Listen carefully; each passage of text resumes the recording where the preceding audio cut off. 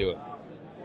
All right, we are live again, and I'm here with Tommy from ETA Headphones. Thank you so much for being with us today. Thank you for having me. Pleasure having you. So let's see. If you are out there yet, we may not have anybody on, but once you guys pop in, let us know how the audio quality is. I'm sure it's going to be fine. Looks like we're doing okay here. So, yeah, we should be all right. So we'll just wait a sec here and see how things are going. There we go. We got a couple of viewers. So let us know once you hear our audio and video if everything's going smooth, and then we'll continue on. So Tommy, tell me a little bit about these headphones. They don't have a name yet. Yeah. They're just called, what did we say, the Purple. purples? Yeah. The purple? So we've actually been working on this headphone for almost 3 years now. We've been bringing it to shows. It's been looking different every time, and the driver has been changing as well every time.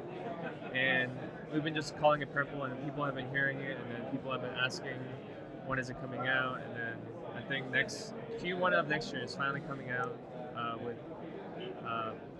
super low-key pre-orders first, and then we'll do like a more limited run. Cool. Yeah, so... What kind of drivers are you guys using now? Yeah, so these are the drivers we've been working on for a very long time, and they use very specific, very special type of magnets that's not being used currently in the headphone market. But without saying too much, they're used in like very vintage speaker drivers. Cool. So we try to bring that. They do have that sound, because I got to listen to them before, which it's nice. It's very, very vintage, but still high fidelity too at the same time. Yeah. So we try to bring new technology, new innovation to the market, just because we all started as hobbyists when we first started. So, yeah. Sure. Cool. And then, so show the camera a little bit about these magnets. So these magnets are the purple magnet. Are those the magnets, or This is the magnet. If you look at the size of the magnet, just the width and the depth compared to other markets, other drivers we've seen on the market, it's quite different. We've worked with our vendor, and then we tried so many different driver innovations, from the voice coil material to the diaphragm, impedance, magnet size, width. We played with everything, and this is the one that you love and landed on. Yeah. Very cool. And then talk to me about the headband system and how that works. Oh yeah, so this is it's a prototype of a new headband that we developed. The finalized version will be have a black oxide finish, and the strap will look different as well. This is something to showcase. Yeah.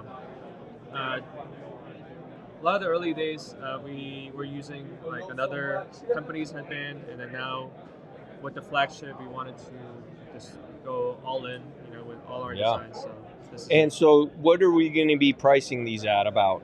So the pre-order units will be slightly cheaper at $2,000, but then once it goes to market, it will be $2,500 most likely. Okay.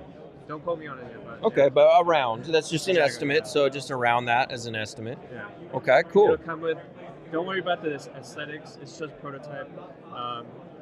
Everything will be finalized with custom pads, custom housing that's using MJF technology, and the headbands will look a lot nicer. It'll come in a carrying case as well with cables. So nice. Yeah.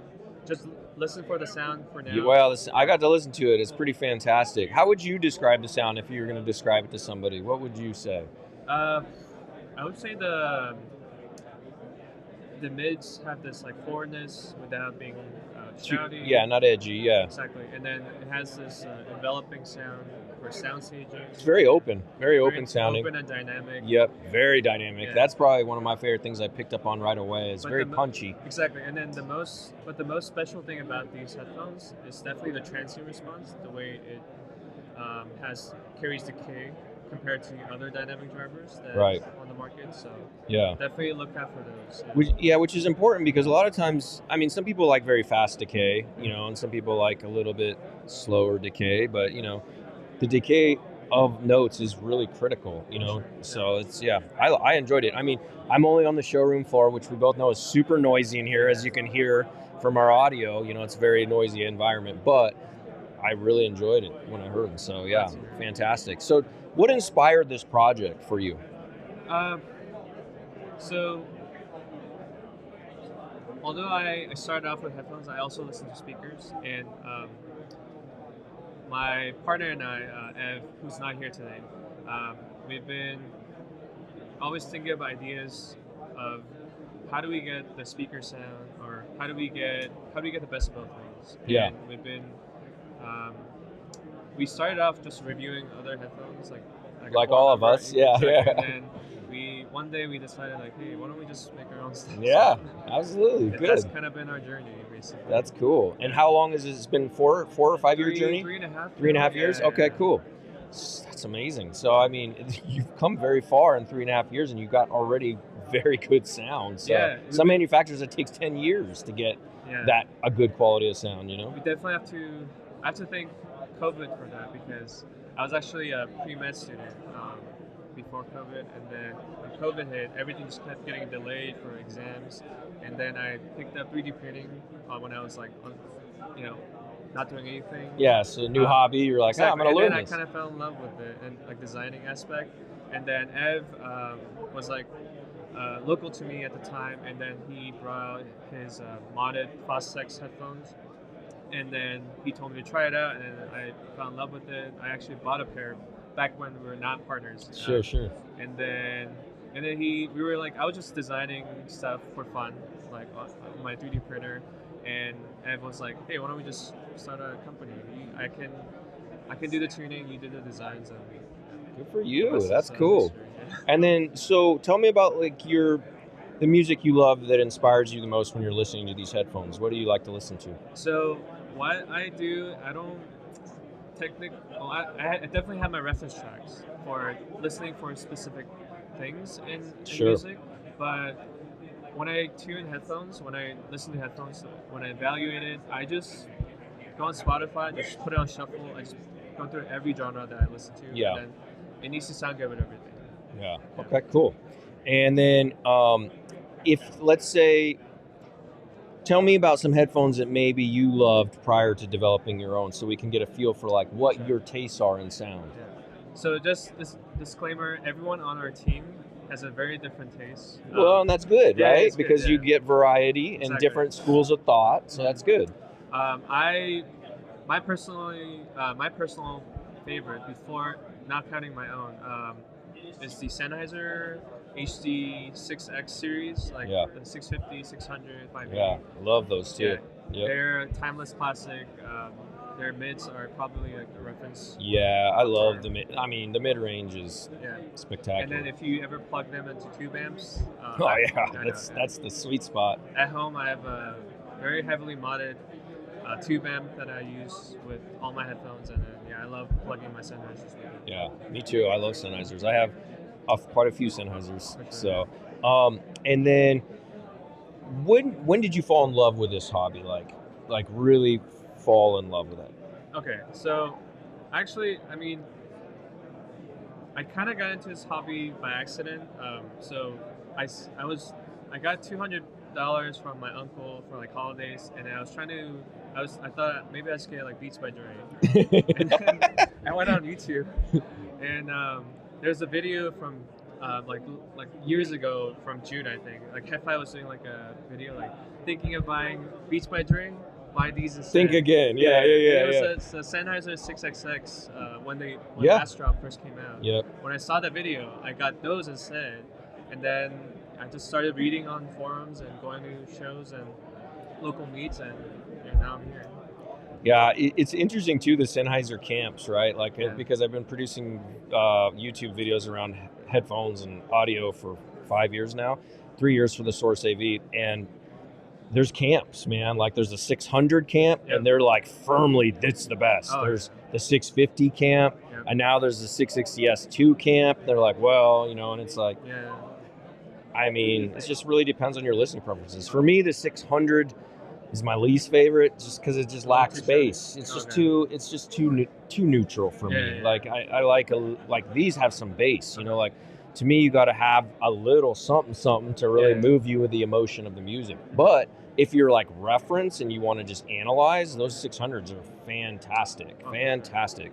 And then the 650, it's really, it's amp dependent too, because as Yeah. you know, it can really scale and change with what kind of amp. Oh, So I mean, all of them really, you Yeah. know. So and the 660S2 is also pretty cool. So so for me, I have the 650 and the 660S2. What do you think about the 800 series? I used to own the 800 series, and I loved it off of a tube amp, but it lacks, unless you pair it with the right amp to they're help, very it lacks a picky. lot of bass. Yeah. You know, it's a pretty. I don't want to say it's neutered in the bass, but it is pretty neutered in the bass. You know, so for me, it was really like you had to find the right amp pairing for it. sure, You know, like these kind of remind me a little bit from, not quite as wide, but definitely as open sounding as an HC800, but with some bass. You know what I mean? Which is like my target. Like, you know, having that a level of detail.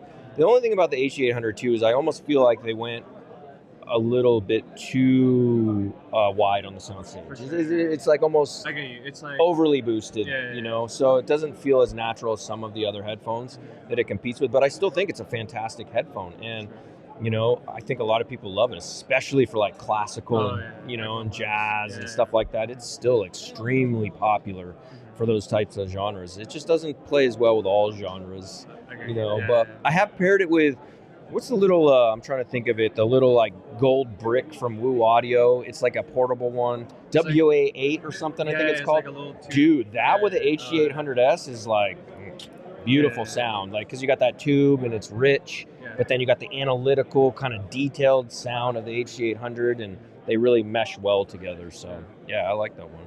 Let's see. If you guys have any questions, drop us a question into the question field, and we'd be happy to field those for you. Yeah. So I don't know. We'll see. The H800S has been out for a while. I wonder if they're ever going to do anything different with it, but it still sells well. So yeah.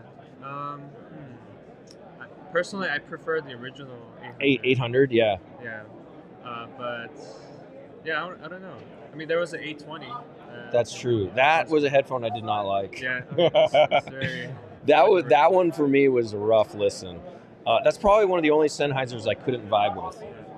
But I thought the Gorilla Glass was so cool. It looked beautiful. Yeah. It looked beautiful, but like the sound just wasn't my cup of tea. Yeah. But some people love it too, and that's the cool thing about this hobby. Yeah, everyone's different, and everyone's entitled to love what they want to love. Exactly. You know, and so, you know, it's just, and don't let anybody tell you differently, because there is some people in this hobby like, you must listen to this or you must do that, but at the end of the day, you do you guys and girls out there, do what you enjoy, listen to what you like. So we're thinking beginning of next year, quarter one, Q1. And then where do you want to send them to do pre-orders? Where's your website? So etaheadphones.com is our official website, but we also have our Discord and Instagram that you can reach out to, or email. Pre-order is not public yet, so it'll just be like very super close-in pre-order launch, and then we'll open it up for the public. So when you guys have a production model, you send me a pair for review, and I'll send them back, of course. But I would love to review them. Because we did that for another company, Orbus Acoustics. Have you heard of them? Juan. Yeah. And I mean, I don't think we sell their stuff. So at least not yet, anyways. But we reviewed the pre-prod version, and then I have one down here, the actual production version. So. Super happy for him. Yeah, he's doing good. So I would love to do the same for you guys too, and review yours and get you guys, more eyes on your headphones. So that'd be cool. All right, cool. Well, do you have anything else you want to say about these headphones, or anything else we should talk about? Have you seen anything at CanJam so far that you're like, whoa, or heard something that you're like, damn, this is crazy? I actually got in a little late, so this was like the first time. Yeah, so you're like me. You haven't had a chance to do anything. Oh, hey, Tyler, and then you just like. Yeah. Well, that's good. This is a good start. So you have to, at the end of the day, you have to tell me what you loved. Yeah, I'm definitely gonna check out the ZMF room. I always love hanging out there. They have the new Boca pre-production model too. Also, that's supposed to be. Aegis, the tube amp. Yeah. That's right. I gotta check those out. Yeah. I love those guys. And Zach and Ben is super nice all the time. They really are. I've never heard anybody say a single bad thing about them. They're the nicest folks, seriously. Yeah. Okay, cool. Yeah. Well, I think that's good. I think we covered everything. Thank you so much, Tommy. And stay tuned here. We're going to be live streaming all day until about 5 p.m. today and tomorrow. So don't forget to just keep checking the Head-Fi CanJam 2024 impressions thread. That's where these videos are going to live, and we'll tell you when we're about to go live, and then I'll also post the video up there after, if we had one that we didn't post earlier. So thank you guys for watching so much. We appreciate you. We'll see you guys on the next video, and we hope you're all having a wonderful weekend. And if you didn't get to make it here, we're going to be here for you to keep giving you updates from everybody. Have a great day. Talk to you guys soon.